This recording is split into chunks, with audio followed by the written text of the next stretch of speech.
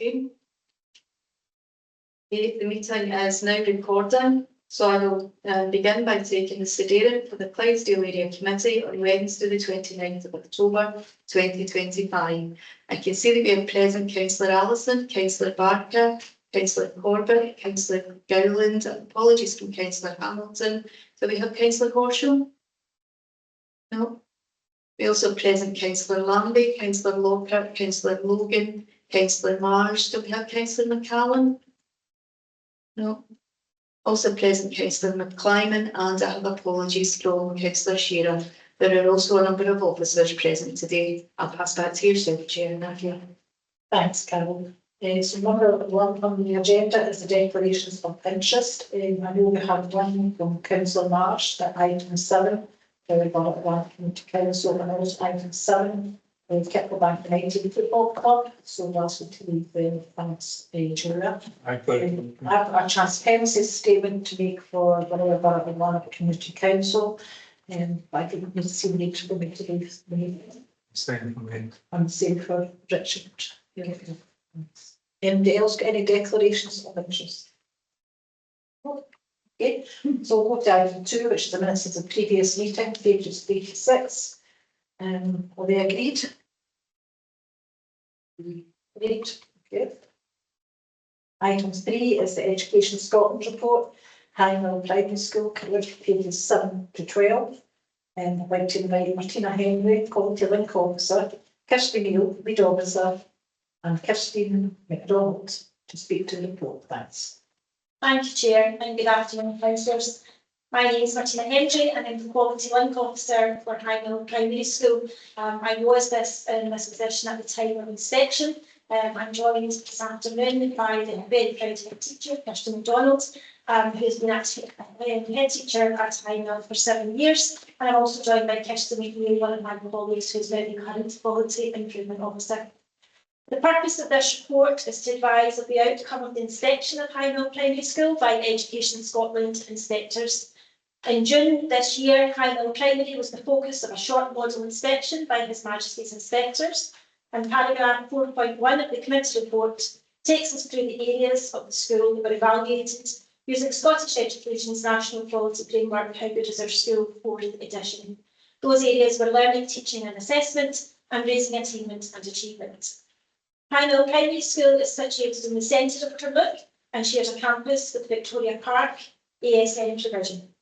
The school was newly built in 2012 as part of SLC's Schools Modernisation Programme, and at the time of inspection, the school roll was 74 pupils across 4 classes. During their 3 days in the school, inspectors observed learning in the school, spoke with groups of pupils and staff, and met with parents and members of the local community. The inspection report for Hangmill was published on the 9th of September 2025. Inspectors evaluated the school's learning, teaching and assessment provision as good, and their outcomes on raising attainment and achievement in the school was evaluated as good. Paragraph 4.2 highlights the key strengths of the school as noted in the report.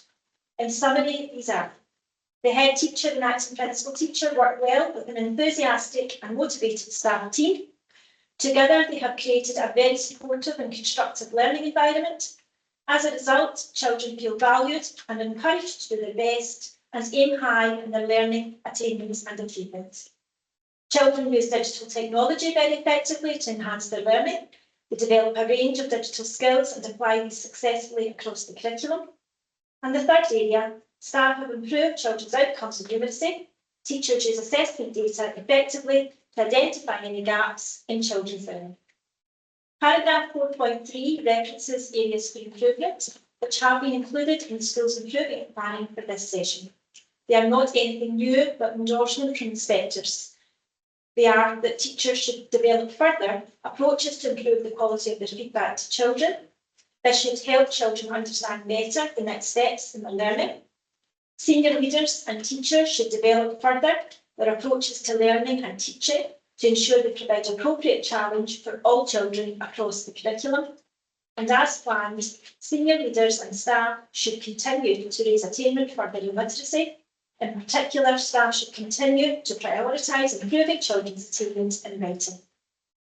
As outlined in paragraph 4.4, inspectors are confident that High Mill has the capacity to continue to improve and will therefore make no return visits in connection with this report. I'm now going to hand over to Kirsten, who will share a few of her highlights from the report. Thank you, Chair, and thank you, Martina, for that introduction. Good afternoon, councillors. I am Kirsty MacDonald, and not only am I incredibly proud to be the head teacher of High Mill Primary, I am delighted to be here representing the school with regards to our very positive HMIE inspection. High Mill is a unique and special place. Our children, whilst almost all residing in areas of high deprivation, are curious, eager to learn, talented, resilient and compassionate. We are privileged to serve some of South Lanarkshire's most vulnerable families. Despite being located in the centre of Carluke, we pride ourselves on having a distinct village school ethos.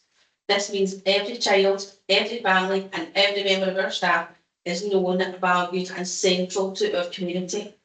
This deep-seated sense of belonging is the foundation for everything we do and was recognised by the inspection team who said all staff place children at the centre of their practice. And that foundation could not stand without our staff. I must publicly acknowledge my incredible team of teaching and support staff. Their commitment to our children and their families is truly inspiring. The professionalism, dedication and deep-seated compassion they show every day goes far beyond expectations. They work tirelessly to create the very supportive and constructive learning environment that the inspectors noted as a core strength of our school. Speaking on behalf of the team, we recognise that inspection is, by nature, an intense and rigorous process, as it should be. However, it provided scope to deeply reflect and to challenge our thinking. Overall, it was an extremely positive experience, and we all agree that the report captures the ethos of our school community and our positive relationships perfectly. Crucially, the robustness with which we know our school was fully validated. From the initial self-evaluation paper submitted in advance, through to the briefing on the first day, right up until the final feedback, the inspectors fully endorsed every strength we identified. Furthermore, they said that the next steps we had already pinpointed were exactly what they would have suggested. This confidence in our self-evaluation proves we are securely in the driving seat of our own improvement journey, as we were creating a rating of good for both key indicators, learning, teaching and assessment, and raising attainment and achievement.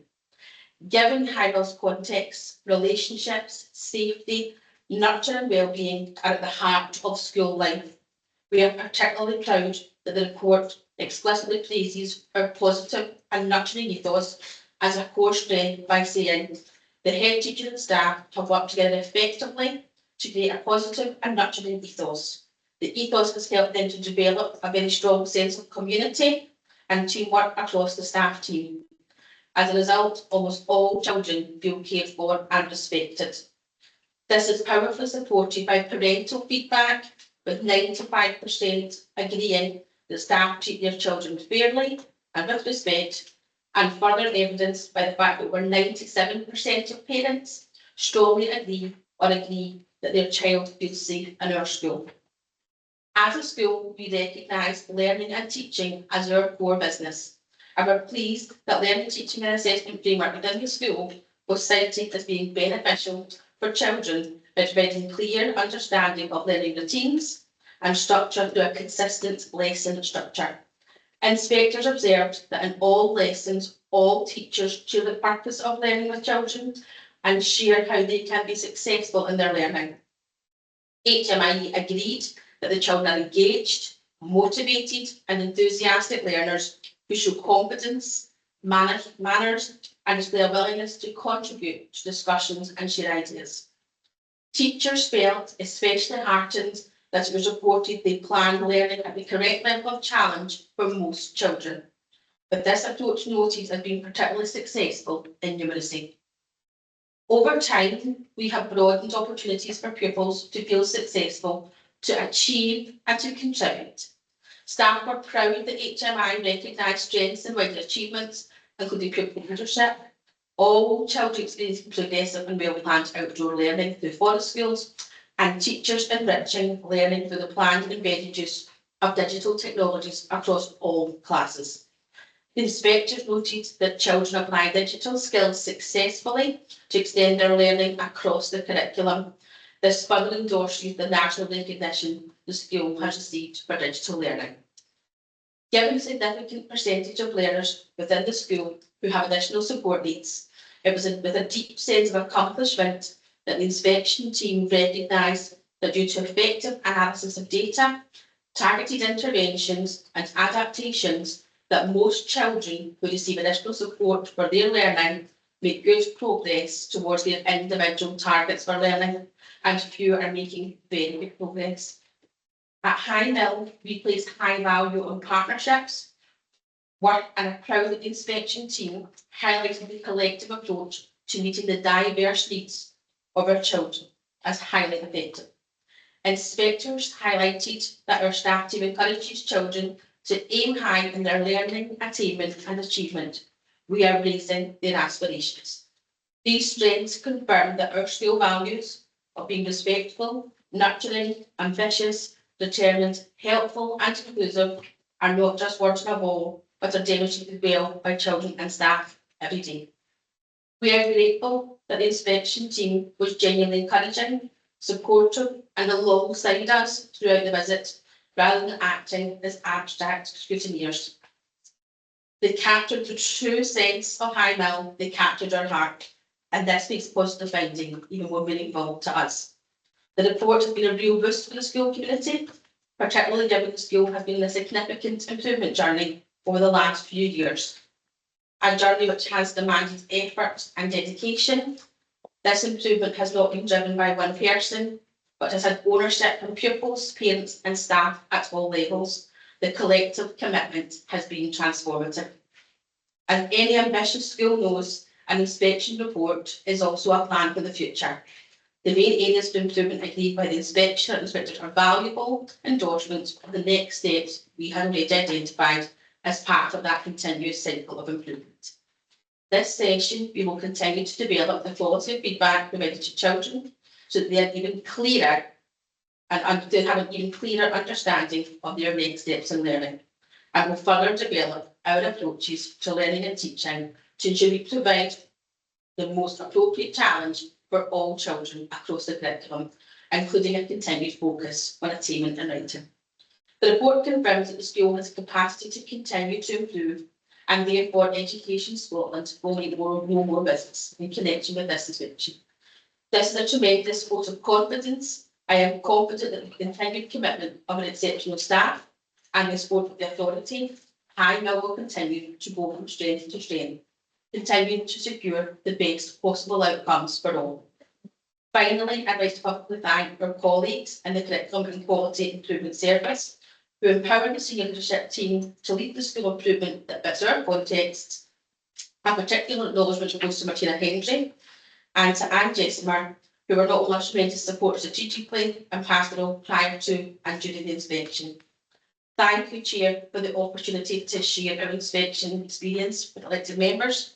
I would then like to welcome any comments or questions that you may have. Thanks very much for that very comprehensive report. Eileen, thanks very much. There's nothing I could add to your resume. It's absolutely as I know the school to be and will go forward. In Clydesdale area, we're very lucky. We continually get good reports from all the schools that come up through. And as you said, High Mill School sits right in the heart of their town. It used to be in the old days, the old wards, it was one of my schools, and then we had to split them out, but it's one of now 7. And it sits right in the centre, and it's a lovely school. It's lovely to go in, and I have to say, I don't know, but your pupils are good at getting money out of you. So you go in, I feel much to affect you, and you've nothing learned. And you never win a raffle either, but I'll tell you that another thing. But it's lovely to go in, and everybody's busy and everybody's doing everything. And then some mornings when I'm coming along, maybe I see them out playing, or I see them in a wee snake going along the road, maybe swimming, I don't know where they're going.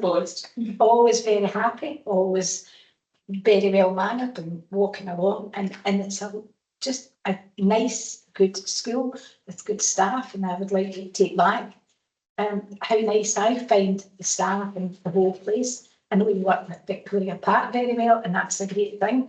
And that's always been since the two joined up. So I wish you every luck in future. And if you're having a Christmas fair, well, first you'll get empty again. It's always nice to come and to support. And well done to absolutely everybody. And I think what you've said is just spot on. There's nothing we can add, except it is, well, I shouldn't say my wee school. It's an exceptional wee school. It's a good school. So thank you. Thanks, Amy. I just knew you'd been. So, I see Poppy has her hand up. Poppy, if you would like to say something. Yeah, I'd just like to agree with everything Eileen said there and congratulate you. It's particularly nice to hear that so many pupils feel safe at the school, especially in this day and age. So I can only congratulate you once again. Fabulous report, and well done to everybody involved. Thank you. Thanks, Poppy, for your kind words. I don't see anybody else wanting to say anything, so I'd like to thank you very much for your report. And if you'd like to leave, you're free to do so. Thank you. So we'll move on to item 4, which is the Education Scotland report for Clydesdale Primary School. That's pages 17 to 18. We're going to invite Anne Jesimar, lead officer and Anne French, the head teacher, to speak to the report.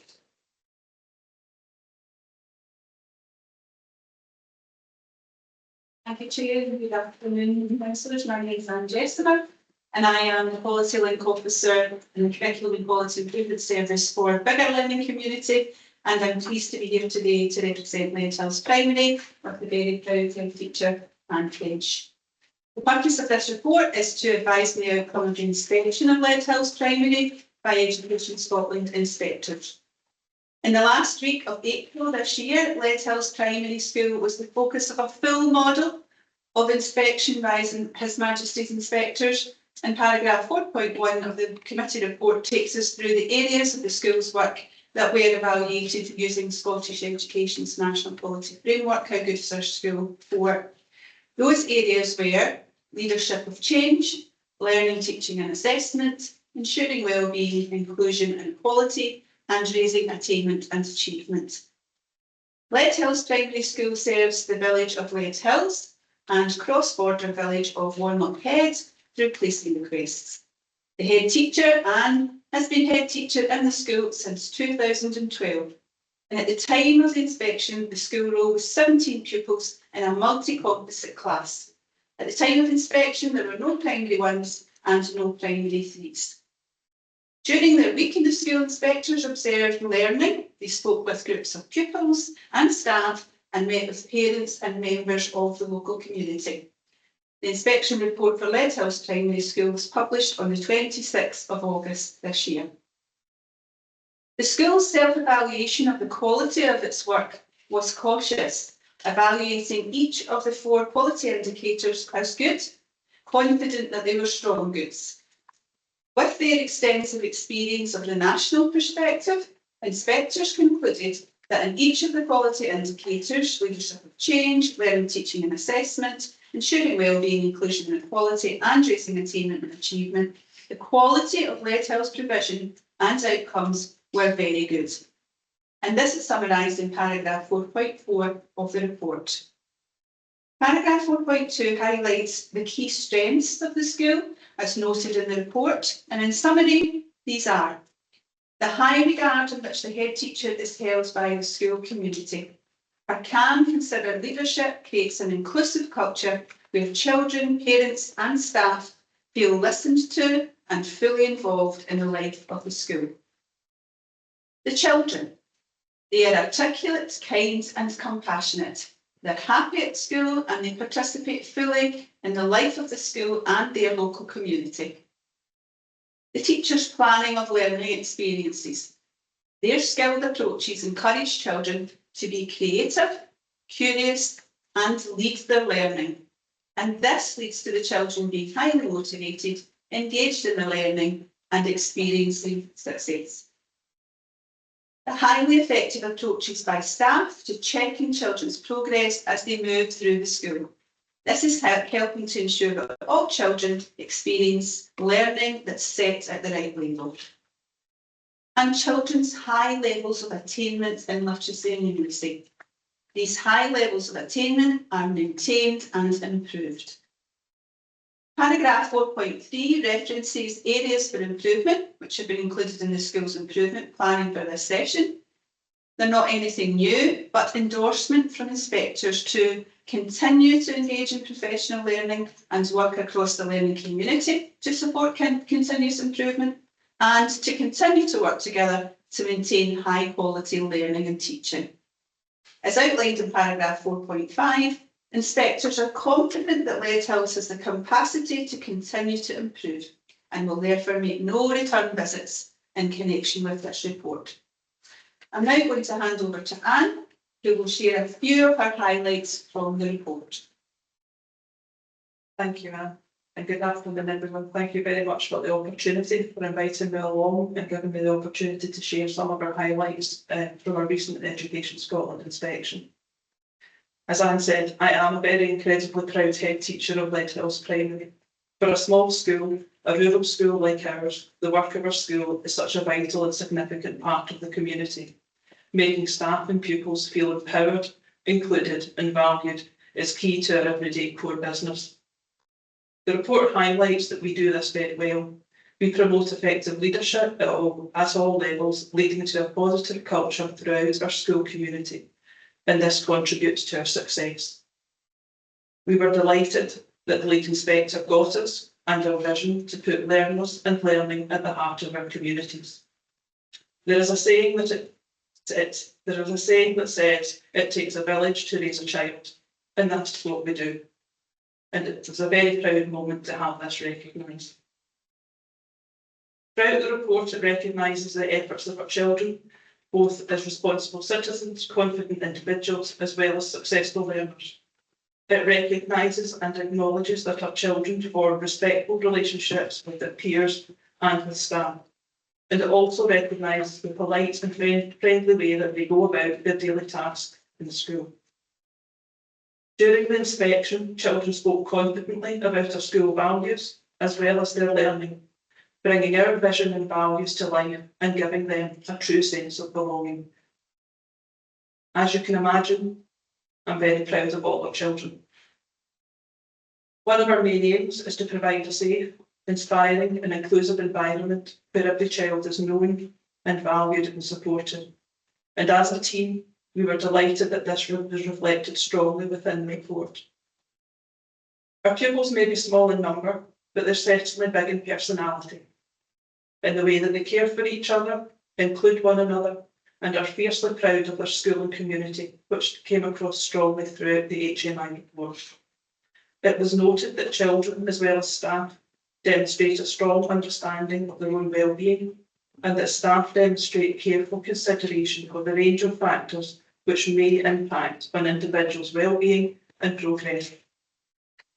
Pupils are included in all aspects of school life and are confident in discussing their ideas for improvement through involvement in various committees, for example, Young Leaders of Learning, as well as our regular whole school discussions at Assembly and Pupil Parliament. And believe you me, they are. The recognition of the strong sense of pupil voice and inclusion in the decision making within the school was lovely to hear. Our staff, again, we may be small in body, but we are a very strong team. It was pleasing to have this noted within the report, and staff's creativity, resilience, commitment to reducing barriers to participation and engagement for all pupils and working together to improve outcomes for all children came across clearly. The report stated that highly skilled support staff provide effective one-to-one small group support, as well as ensuring a positive and inclusive environment for our pupils to thrive. Learning and teaching, as well as assessment, were also commented on positively, with HMI noting that our children were motivated, engaged in their learning. The report highlighted that pupils enjoyed choosing the context for learning through using an inquiry-based learning approach, especially within social studies and sciences. This approach has allowed pupils to lead aspects of their own learning, be more creative, and exercise opportunities to choose and personalise their learning. And HMI highlighted that this was practice worth sharing more widely. The strong inclusive ethos, which we encourage daily, was commented on positively within the report, and we are very pleased that our consistent care and support was recognised. Everyone at Clydesdale Primary is incredibly proud of our children, the staff, and the community. This report reflects the warmth, dedication, and excellence that makes Clydesdale Primary such a special and unique place. We have a clear improvement plan going forward and are confident that this will support us in meeting the recommendations outlined by the inspection team. The inspection experience was extremely positive. It has validated the work of our school community, recognised our values-based ethos as being a part of what we do, whilst promoting a culture of mutual trust and respect. I would like to take this opportunity to thank South Lanarkshire Council for their support at all levels, especially Anne, who has been on this journey for a while and with me at all stages, both pastoral and in the lead up to strategic involvement with HMI. It doesn't happen by itself, and everybody at South Lanarkshire Council at all levels has been involved in making our wee school great. So Thanks very much for the report. Does anybody want to make any comment? Well, yes, please. Well, the achievements stand for themselves, and the inspection stands for itself. Very, very good. Perhaps everybody here doesn't know some of the slight isolation of Light Hills. Are there any issues with it being the highest village in Scotland and being almost on the border? Particularly interested in how the peoples from across the border, how does that work? Does that work well? And are there any issues yet with nursery provision being some distance away? Does it affect you? Does it affect some other primaries? So sorry, so that's a good thought. That's really good. Just like to learn more about the kind of the isolation. And in fact, Light Hills was one of the schools where the old school wasn't completely knocked down. We kept the frontage, so it looks like a traditional school. I don't know if any comment on that, but particularly interested in these pupils from Dumfriesshire. Thanks. Mainly pupils think some requests from one location, which is you rightly say is Dumfries and Galloway. It fluctuates from year to year as to how many children might be placing requests. Sometimes it's been 50% placing requests with children from between Clydesdale and Clydesdale. Currently, the majority of the children come from Clydesdale with placing requests, not solely being one located. There are a couple who are from other villages, but they choose to come to ourselves. Previously, they stayed in the village and have moved away, but they come back. Sorry. No, that's good. I just want to let everybody know it's not a typical step-down school from that point of view. It's very much out in the hills. It says, and you commented on the installation as well, which we try and combat by giving the children as much opportunity of living their life as we can, and using the local context of the village and the villages to support them. For example, the World War II evacuation, which happened last year, involved with Clydesdale's railway trust, who in the whole community were involved as well. Basically, reenacted an evacuation and make the children bye-bye on the train and back. Giving them a more rounded and real experience, but using what we know and what we've got within the village. Yes, and when they come to secondary, well, it must be, what, 25 miles on the journey for them? It takes them half an hour. Yeah. Thanks very much. Seeing other hands, also, just thank you very much for your report. It's good to hear that we are very good.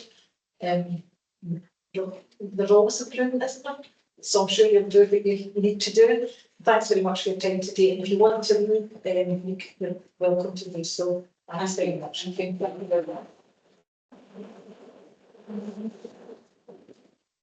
We'll move on to item 5, which is the community engagement meeting update for 4/25, ages 19 to 26. I'd like to invite Jane Kerr, community engagement manager, just to report. And she's accompanied by Emma Holland online. If there's any community ask any questions, we thought it would be best to bring Ian along, so Ian's online if there are any questions in that regard. So on you go, Jenny, you can give us advice. Great, thank you very much, and thanks Ian for joining me. And there's much more about the details of all of that than I will ever be able to learn in a year. So hi, I'm Jen Kerr. I'm the Community Engagement Manager, and my role involves both the Council's community engagement and community empowerment responsibilities, as well as our responsibilities around community planning, and our team coordinate the community planning partnership on behalf of the Council and other partners. So our report today is an annual one that we provide because we have such a range of bits of work that we do in our team, and everyone else kind of says, what is it that you do? It's hard to fit it into 1 or 2 pages, so I'm sorry for the length of my report. You guys got one of the shorter ones. Just to give you an idea of what we do and what we've not actually been doing in Clydesdale as well, and what we're thinking about for the future. So hopefully next year I can come back with a report that has some more interesting information in it around rural poverty and that kind of work. So the background of this report is across the 4 locality and the area community areas. We undertake neighbourhood planning work in most of the areas except for Clydesdale. And neighbourhood planning is a requirement of the Community Empowerment Act for community planning partners to work in our top 20 or top 10 kind of most stubborn areas of inequality in the community, where we see that impacting people the most in the longest periods of time. In South Lanarkshire, we looked across the range of areas, and the stubbornest ones were mostly in the denser urban areas. We do have, it's not to say that aren't any in Clydesdale, but we have not undertaken a sufficient degree to pick some of the areas where there was larger concentrations of denser. That's not to say at all that we don't acknowledge that there's segregation here. The other reason that the partnership didn't sort of establish and work in there is that there's actually quite a bit of support being offered to communities through the third sector here in Clydesdale, and they're doing a decent job of some of that. And we felt that with that resource available, really additional thing, and I'll talk about might not be an appropriate time. However, we are also the team responsible for the environment process and the work that we're starting to learn there, where we start to get underneath the sort of higher level of data zones where you look at stuff being all fairly equal. We see the extremes, particularly in Clydesdale, very, very wealthy people and very, very struggling families and persons. It's hard to see the way data is organised. And as a result of that, next year when we get through the process of integrating that, we will do some specific work on rurality and rural poverty, which through engaging in the Marmot project, learned that even national is a bit of a hard one for everybody. It's hard to see, it's hard to understand, the difference in every single community. So it's, well, we're not doing any neighbourhood planning at the moment here in Clydesdale. That may change in the future, and we'll present some of the information around through Marmot to the community planning board to make a case for that to change, and we'll go to see where that might be. The year that we're reporting on is the last financial year, 24-25. We were very aware of the large volume of asset transfers that were going to be taking place across Clydesdale as a result of the budget exercise that was saying whether they're going to close or move to a community ownership. And as a result, when we were reviewing the team that year, we assigned an additional person just for Clydesdale to support all the advisors we were going to get in the survey. And we did get a lot. And David worked for us for a whole year until he retired. It made him leave the council doing that job for a year. But he dealt with 22 inquiries across Clydesdale. And that was us able to get really into local communities and supporting their capacity to apply, so organised to govern themselves, to take on some concessionary leases.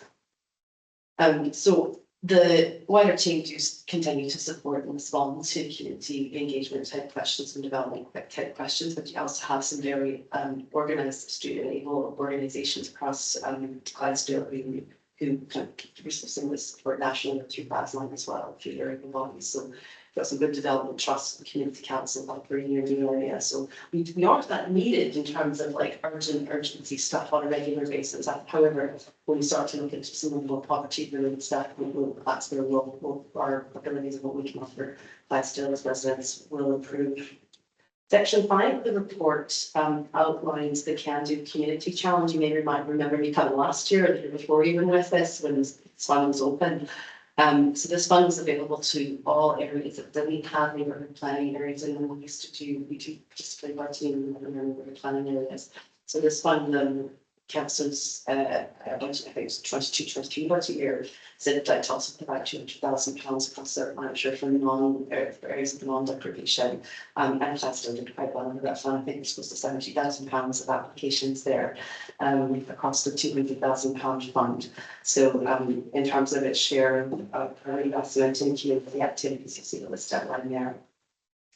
Section 6 outlined the asset transfers that were completed during that year, and some of the ones that were refused or ongoing, and the results of some of those. So there are others that maybe just came in May or came at the next committee in June. So they're not all on that list. But if you've got any questions about current ones or ones that have happened since the end of March last year, Ian's your man to talk to about that. He also knows we're on this holder, and I go into two of them. So I'm getting there. I took a long journey in today just to see some other parts of Clydesdale. So beautiful. Section 7 outlines another unique thing we do with the procurement team, which is a community wish list. This is where we ask all of the council suppliers if you'd like to make a donation of some kind to a community. And we ask communities if you could have someone give you something, what would it be? And they sign up their wishes. So we get wishes for a range of things. We have put over £100,000 of wishes out in 2 years of the programme. So this is where just by matching up our supply chain with local communities. And in Clydesdale, you'll see some examples there of some of the wishes that were granted. So we probably grant about 50% of the wishes that come in. So not everybody gets their wish met right away, but keep them open for a long time. You never know. We've had wishes go to St. John's Primary School, slabs and paving stones. We had a polytunnel, gazebos, donations of furniture, storage boxes, and a large projector screen. This is good for supplier because it's very practical. They can see it quite easily. In some of the other areas, we get small cash donations. They don't tend to want to bring in a lot through here. We do get £300 to £500 for other ones. So that's always helpful for us, community group looking for something for an event. But it can take a while, so if they need it urgently, it's not a great one. But we've done anything from pianos through here to musical instruments to defibrillators that have saved lives within weeks of installing in communities. So it's a really lovely project. And it's been around 2 years now, it's across 7, I'm sure the total £100,000 of local businesses supporting communities. And actually, we've had some businesses not in the supply chain, just the big grant wishes, so we've signed them up as well. We'll take anyone that's willing to get. Our team also hosts a lot of the tackling poverty support and resources for both the Kings County Partnership and Council. One of them is the Positive Privilege Programme, where we make sure and enable a supply of period products are available in all public buildings. We don't manage the schools' supplies; they have their own programme for that. But out with the schools, we say across Clydesdale, there we had 16,000 products distributed to various locations, whether that's health centres, community halls, libraries, anywhere that anyone asks actually. So if you're aware of a location ever, you think that the doctors could use that, let us know. We'll take on to the list. The current locations are all available on the council's website and under your question, if you want to see what's where. But we manage a large stock of supplies out of the headquarters. We manage to distribute them through the libraries and the health centres. Conscious of the hall closures, we made quite a bit of an effort to make sure that all the health centres and any other alternative public buildings are providing stock with the centres closed. And section 9 of the report talks about the community partnerships, which is a community planning structure where we bring together almost stakeholders across the region to work with the community planning partnership and ensure that their voice gets heard at that table. There are 4 community partnerships, one for each area, locality area. There is a Clydesdale one, it's the second one that we established, and it was going fairly well, but we've had a significant change in chair, so it's currently under review. And the chair recently left the organisation, she was leaving, so it's without a chair at the moment, so it's been under review. Community partnerships are community-led bodies. They are composed of either community development trusts, community councils, and or any stakeholder groups. We're doing neighbourhood planning. As our training, Clydesdale 1 tends to be mostly community councils, development trusts, and large sort of anchor community organisations, and a few other residents that just come along.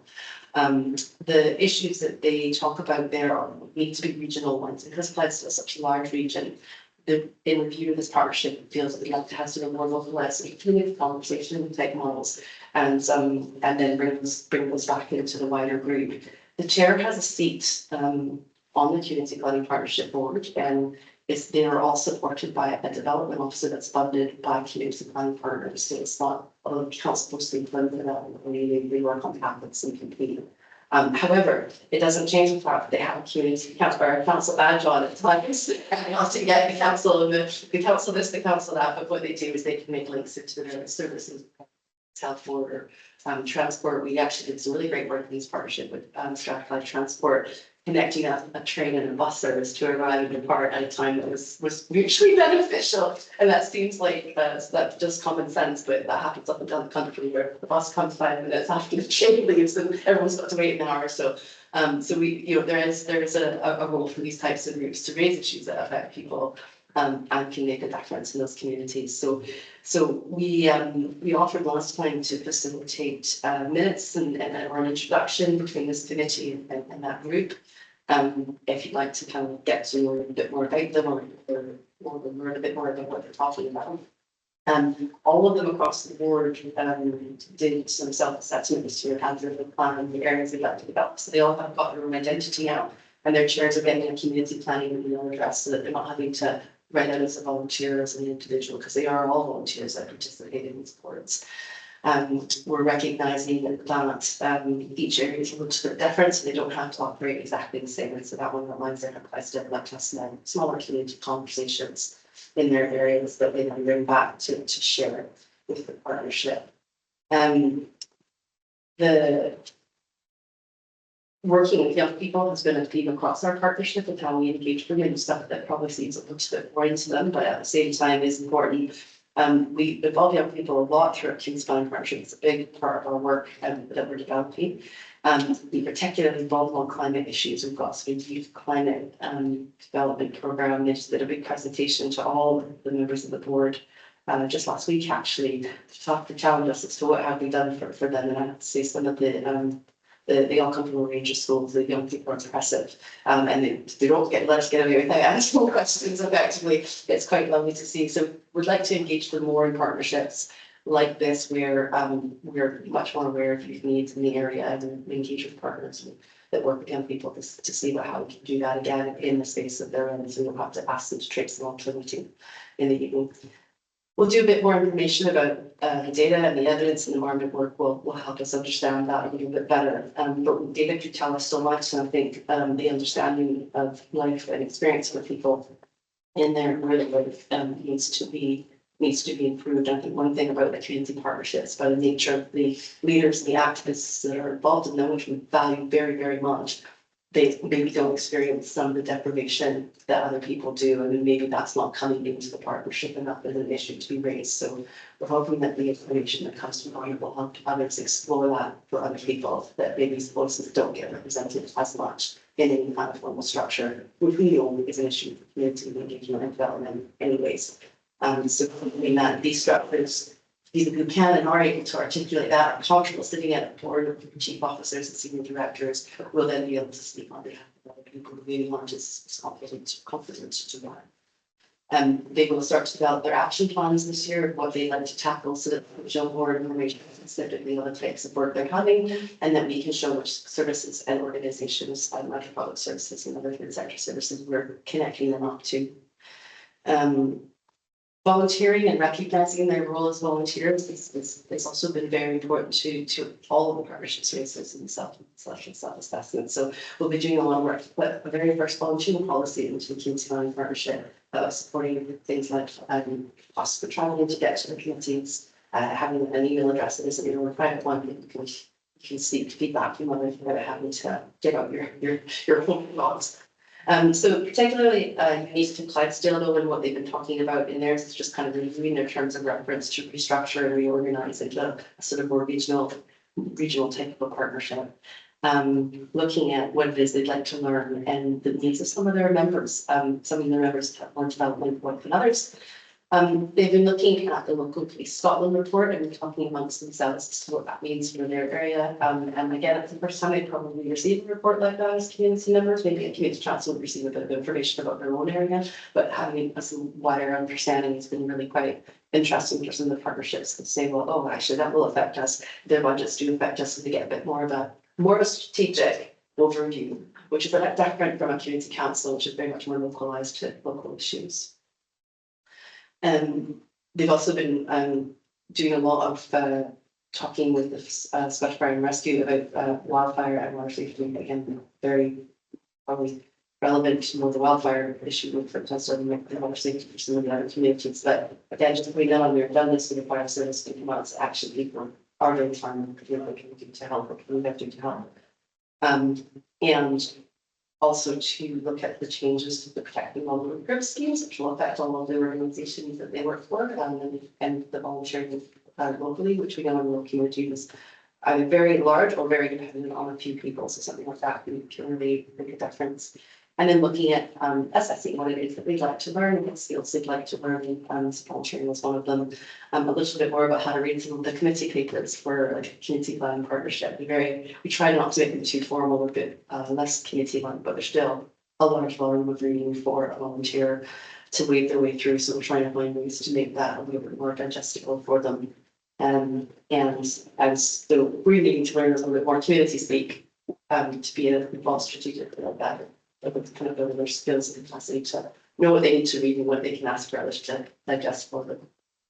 And last but not least, just section 10 outlines a little bit about our tracking poverty and employment programs that we run across the region, which is program with council and then actually this year we're just employees able to see the trees and the ties and around various council venues and libraries as to what wishes young people or food banks or even for social working programs for young people need, and we have thousands and thousands of donations from staff, which we are able to then pass on to food banks. And I just absolutely love the time of year when they start to come in, and we have different cages of them across the hall and downstairs and everything. It just kind of really reinforces our faith in humanity and the support for young people. And food banks are able to kind of put them out. We have some food on that, so parents can come and choose gifts that are appropriate for their kids' age. And it's just really a lovely way to support the rising number of families using food banks across the South at a difficult time. We do a wellness swap every year with libraries as well as with clothing and wellness swaps. And then we don't have them doing other schools or libraries or services that will continue to do that. And we run three networks, a financial inclusion network that has three subgroups: the living wage group, the fuel poverty, and digital inclusion group. We also want to diversify that frontline housing sector, and it allows them to come together and share information on what they're and who's doing what, and brings in some information on resources available to them all.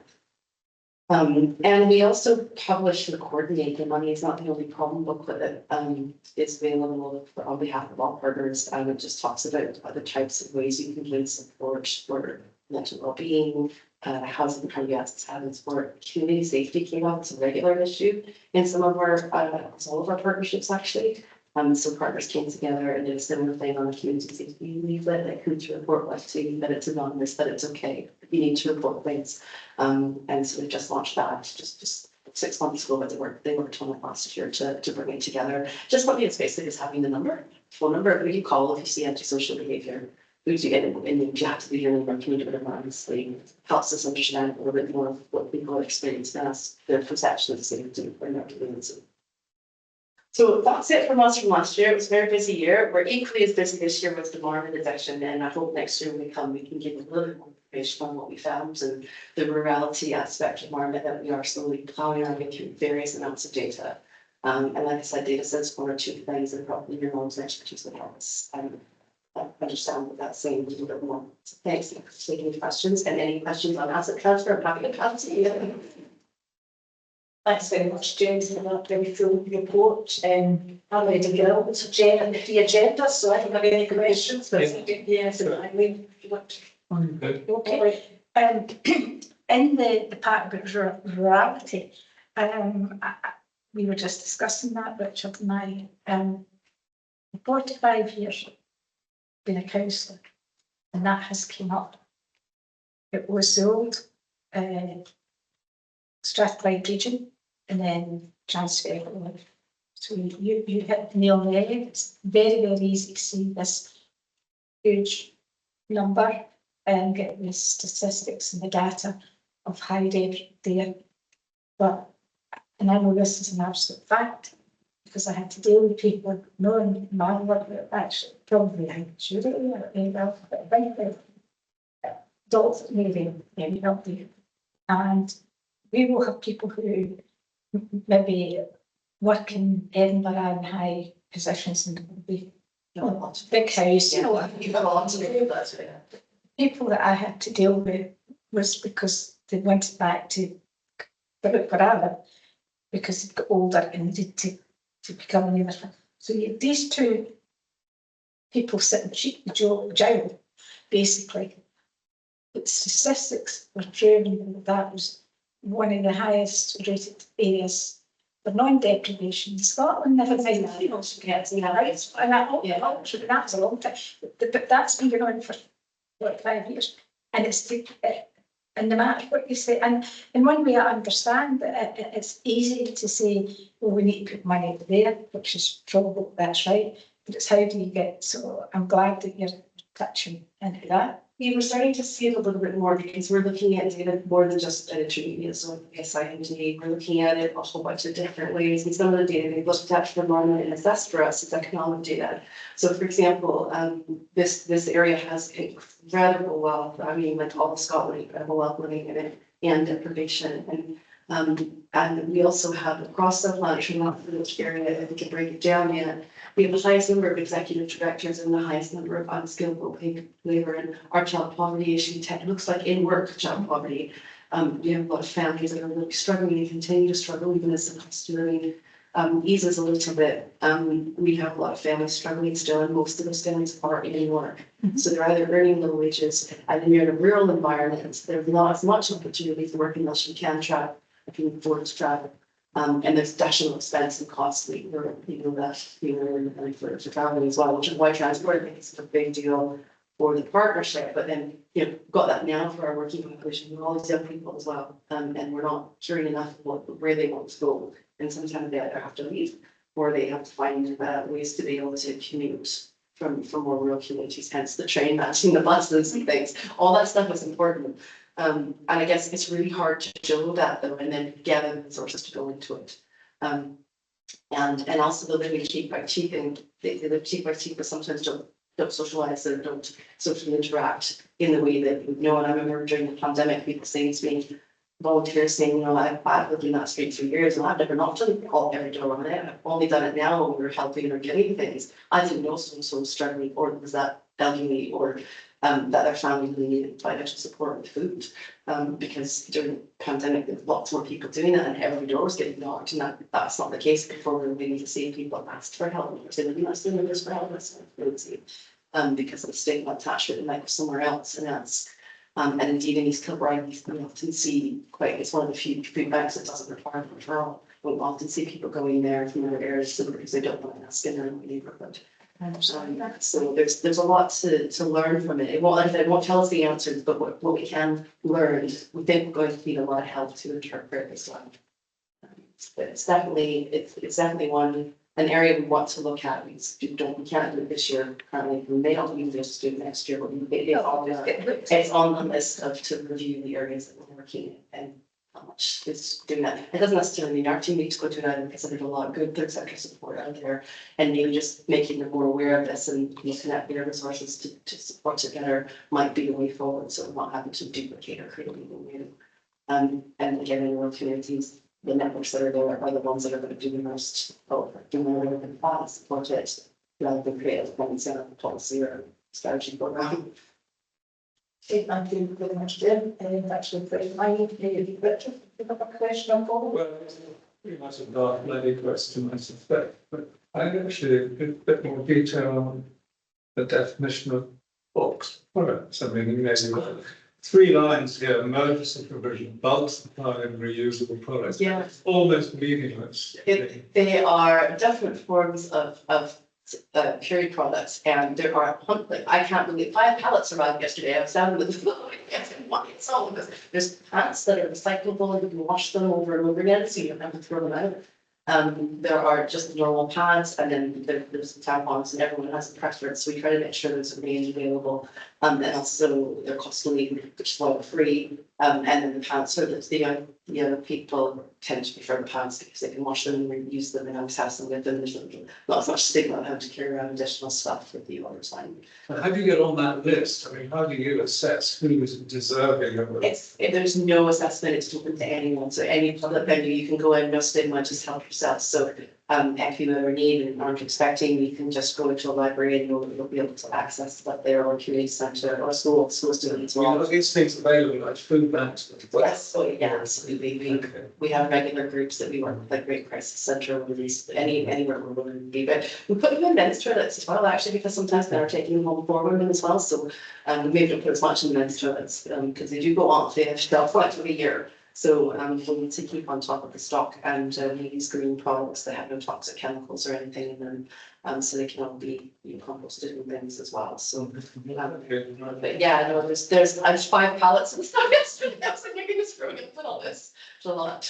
This venue has them, and have them in the jets as well, because I've got complaints from jets who don't want to see them in the jets. So it's not completely marvellous.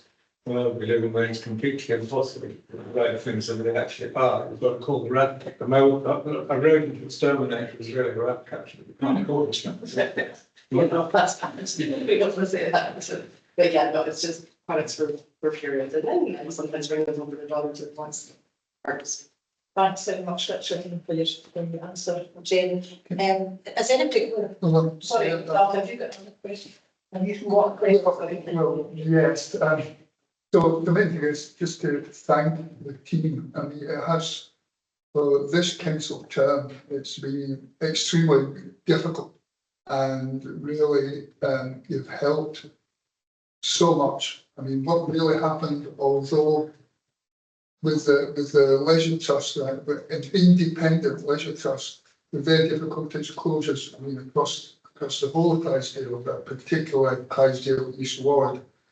And the worst thing about it was they selected particularly halls in the most deprived communities for closure, while keeping open the halls in, rich places that could manage perfectly well. So, thanks to everyone, certainly Airmo Hall, for saving what we have been able to save. There's been bumps on the way. You particularly get non-participants making a lot of complaints. Why don't you do? Why don't this? And why not that? Why do we have to pay when the partners trying to save these facilities are working hard, but you always get people on the sidelines kind of throwing grenades at the line, especially to me. On some of the things you mentioned, I mean, we know about the loss of libraries and the problem. It does worry me that the continued loss in the mobile library, which at one time we thought that we would, we'd still get library services out. And now we're having to drop that in some of the rural areas. You mentioned SBT. SBT started 3 years ago quite well in saving the Edinburgh bus service.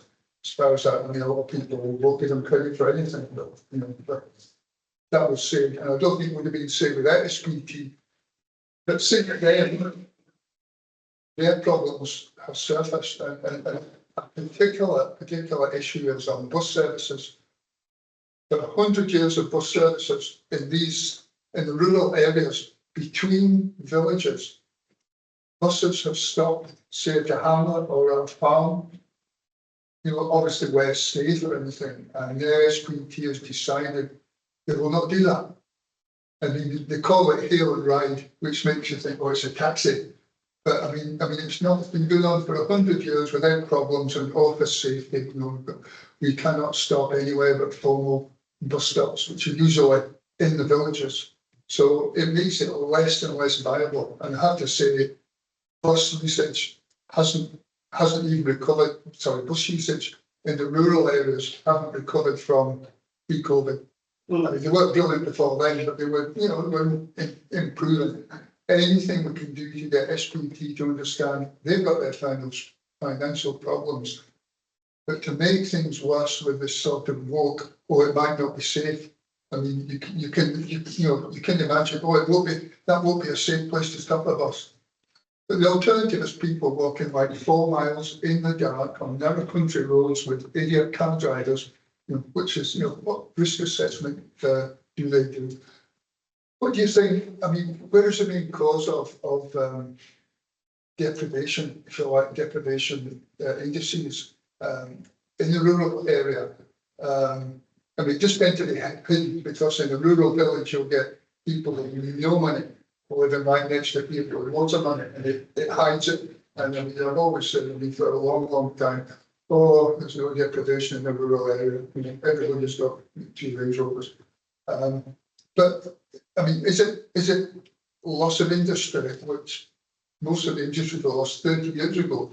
But it seems that some of the communities are still suffering from that one way or another. The Stage Junction, obviously. Or is it the transport issue?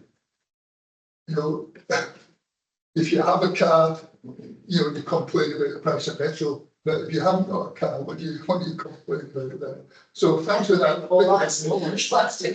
The only thing we ask, and that is community councils, do ask, why can we not get councillors on community planning partnership? We've got enough to do, we don't need more work, but it's just something that they ask, well, we go and we don't see a councillor then. But anyway, thanks for the very good work you've done. Otherwise, we would have lost a lot of our roles in the weaker, if you like, rural villages. Thanks.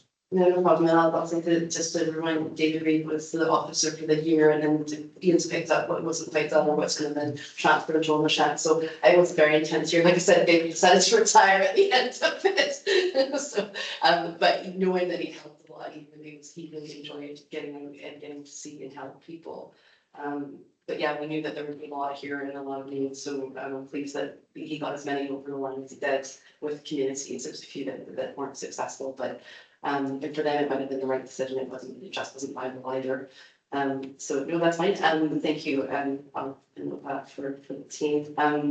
Transport or industry, I mean, it's different for every area. It depends. It could be a housing policy. It could be a transport issue. It could be we've chosen to build houses here and not there. We've integrated houses and because there's a bit of land there. Every rural community is different in how it's come about and what its industries are and how it links to other parts of the heartland and hinterland. It's kind of like, where does it do its shopping? Where does it go to school? How does it get somewhere? Every single one of them is quite different. I think that's possibly why it's hard to kind of say, okay, we need to do this and not solve the problems because it's not the same. There's some common stuff that transport. And and then the cost of that. So I guess one of the things we look at is if we're providing a bus, is it for a health need? Is it to meet young people's getting to education? Is it for employment? If we're investing money in that, it has to kind of serve some kind of other outcome. People in rural communities may find it hard, for example, to get to a healthcare appointment at 9 o'clock in the morning. It has to be in somewhere central or hospitals. In which case, some of the areas have things like demand responsive transport, so a taxi will pick them up from a central place in the town, take them to the nearest bus stop if that's the case. Or we can arrange with the health board if we're not providing in morning appointments for rural residents to meet them in the afternoon, so that they don't have to get up at 4 a.m. and there's no transport available to actually get there if you look around. And then in other communities, it's not things like community transport services. So the doctor, GP surgeons will have a group of volunteers that will take people to appointments in morning. So that every community has different needs, depends on their age, who lives there, why the houses were built the way they were. That they're all so different. And so, sorry, I can't answer that, but if you've got a particular community you'd like to know, but we could look into some of that, but it just depends on how they come about in the first place and what's changed for that community. Transport's one thing that's common for all of them. No, thank you for that. Okay. Please, thanks. I'm wondering about the visibility and the connection between the CPD and the elected members, because certainly it does. I don't think minutes are public for the CPD. Are they? Yeah. The community planning website, they publish the agenda and the papers, all papers. So the community partnerships, we're going to start saying they're relatively new. So they've got their own sections now on the website, and they're going kind of moving to email addresses, and then putting up the agendas and things they talk about. Elected members always participate in neighbourhood planning, when we do neighbourhood planning, because we don't do any in Clydesdale, they won't have been a participation point for the plans. So they're always very local. Those are really small neighbourhoods of less than 10,000 people live in these neighbourhoods we work in. And elected members are always part of the stakeholder groups there. And in those groups, send one person to the community partnership. But it is very much the community's own space, and we have a duty to proactively involve them and support them to be involved on their own terms. And this is how we chose to be involved. We'll be sure it's a meeting group, it's like formality. So we need to keep, so even officers, other than the one that supports them, must go unless we're asked to come along. So I mean, that we can facilitate introductions and share the minutes as well. They've got almost all of the welcome to share the area committees as a way. And to be honest, they're really in touch with you about some stuff that we're talking about anyways. I think that's what's quite difficult, because when you do have almost a keyhole, view where you may be connected, but actually prior to that, I have not, had any understanding of the context of that. So I think that connection is a bit lost with me. But if it is sort of still in the building for Clydesdale, fair enough. That connection I think is quite difficult, where that may be an issue or a communication, but actually you know nothing about what's went previously, and that could be quite. Usually what comes to a community partnership has come from a range of spaces. So like at 4 of the areas that are coming together saying we're all having this problem. First thing they say is, okay, well, what can you do to fix that for yourselves? It's always to go back and speak with elected members. And if it were something they wanted to get people together, we would facilitate a big discussion on it to put it in the members. Because it also includes other bodies as well. We try to make sure that our jobs can connect them up to anything that they actually need. But yeah, those particular partnerships will be public soon, and they do reports they write their own reports, one for each area now, and recently board. So those are all public. I can send you the link to that one. That was pretty. Thanks, Joe, for that. So I know I've raised this a couple of years ago, but I realised that there's questions and things been asked that these are partnership meetings that we could probably have answered, to be honest. And so I can recall, I think, one set of minutes getting emailed directly to the councillors, I think. We didn't have to go to a portal. For the whole partnership, I think they go through, they're not much party leads. I'm pretty sure we want just the leads of each party to disseminate. I'm not sure how we group leads. I couldn't be helpful to I'm sure they go somewhere, because the chair is always an elected member, because it's usually the council leader, vice, deputy leader. But if there's yeah, okay. You talk about the community partnership, the big community partnership. The one where sold ones. You're talking, well, Kate, we're talking. Actually, because I mean, I can remember, we once in a while, but understanding the context was quite difficult because we didn't have any of the previous, and, you know, there was a list of things that had been discussed, but really the before and after was quite missing, so in no way would I suggest that elected members are taking place in the community, but where there is involvement with us, it probably is quite useful to have that ongoing context. Okay, yeah, but within your always the development officer to speak to more about that relationship. And often a lot of what we do to build their capacity is to also understand just how things work and what's already out there. So sometimes we find that someone come up and like, well, have you talked to someone about it? No, right, that's the avenue for that, and then we'll just send them off there. And also our officer doesn't support the day in, day out stuff very much. We just make sure the connections are there and help them volunteer if they don't get the answers that they need or people need them. But we will always recommend that we speak to the elected members, but we can maybe do more about a regular thematic update or something. Again, we would concept that we're going to do if something came up that everybody would set up to do something else. Thanks, Jen. Just so we're being of the zone and who's asked any asset questions, but I would like to just thank Ian for all his work, his ongoing work, and David, obviously, for his work that he did in the year that he was here. We must have put him off for all these asset transfers. I know it's not an easy job because it can be very difficult working with groups who don't really know. And I've never done anything like this before about taking on a whole extension that's been done for them.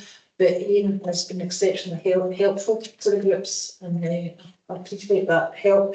Also, it would be wrong for me not to mention the third sector because we are looking at Clydesdale because we've got really good third sector. And I know there's a review going to the executive committee next week, so it'll be interesting to see what the councillors think of that. But we're looking.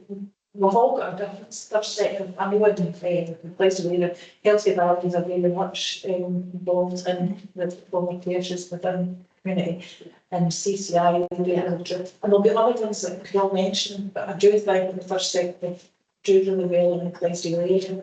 They do, and that's again one of the reasons we thought, there's not nothing there. There's some really great stuff going on, and maybe our role would be to help them connect with other bodies. Really, through your chief, see to a certain extent, that has worked against us 45 years that I've known about, because in the sort of rural communities, and although I live in Clydesdale, it still has a city, it's bigger, but it's still got the rural mentality.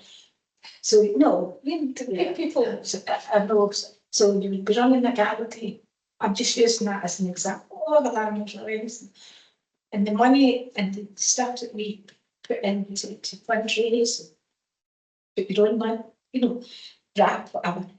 And then you would look at, and I'm not going to use other names or other places, but it was just gimme, and I'm going to do that. And then you say, well, why don't you give me that amount of money? But we were getting left behind because very thought was, you do it yourself and sort of just go on with it, sort of attitude. And that has, to a certain extent, kept us back, and yet we've got a thriving voluntary sort of people. But sometimes it's a two-edged sword, because the more you do, the more they say you don't need that because you're okay, you do it. Yeah. But if you just sit and say, I need that, and you get it. It used to be, and I don't know if that's changed post pandemic, but if you lived in a rural community and you're much more likely to be a volunteer as well. So, and rural communities have that sense of self, it's just that they look after yourselves too. So yeah, I know there could be an element, and there's the wind farm plants here, so there may be an exception that there's lots of funding available to everyone to do these kinds of things. I don't even know myself if that's true or not. How the wind farms work. So, yeah, no, it's a bit, it doesn't mean that there aren't people that are, like, even if that's happening, that's fantastic, but it doesn't mean that there aren't people that still need additional help. Yes.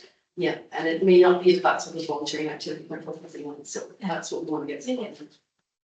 Thank you much, Richard. Thank you. Something just sort of at the bubble popped in my brain as I was approached. I don't know whether Ian has the answer or you do, but why was Thankerton Hall delayed? Sorry, why does Thinkerton Hall never get the I'm last just bit? interested to know, because a couple of people from Thankerton have picked my tail a bit on this one, and I'm just wondering why Thankerton Hall was delayed. Delayed. So, Delayed. sorry. Oh, it was delayed. Yeah. Sorry, Yeah. Ian, I'm just getting advised here in the lab, it's something maybe we shouldn't be discussing at this public meeting. So, the thing that if you want to do something before you will, for instance, as well, you might want to ask even direct, in case there's All right, comes up here that should be Richard, because this is a public, and it's included in YouTube, so. yeah, I'll sneak up behind you then metaphorically with an email. Definitely. Thanks, Ian, we'll follow that up, Richard will follow that up, and thanks very much, Jane, for your, time and your report, and thanks, Ian, for attending as well, just in case.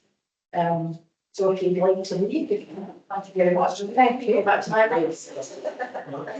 Party on tonight, thank you. We'll move on to. Yes, item 6, which is the forward programme for future meetings, pages 27 to 30. I don't know if you want to say anything, Carol, on it? Not really, Chair. This is obviously just the standard report that now comes to area committees the appendix details the forward plan until the September 26th. That's in page 29 of your papers. Any suggestions for future topics, members could either email the chair or myself. That's fine, thank you very much, Carol. Any questions or comments? So we'll move on to item 7, which is the community area plans. And there's applications, and that's pages 31 to 34. So we can sort out how we're going to do this in fact very much. Yeah, so perhaps the case Marsh, you have quite an interest tonight in grants the engineers that give to me just now.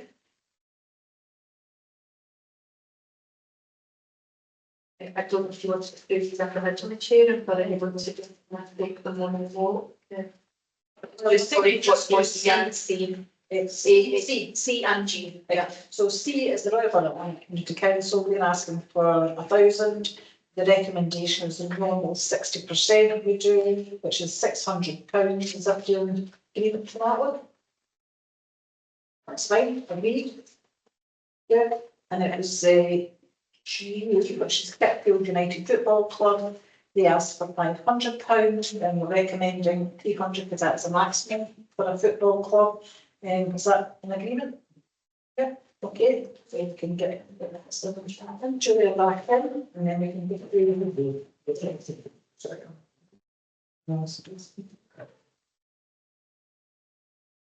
think as long as we were agreed.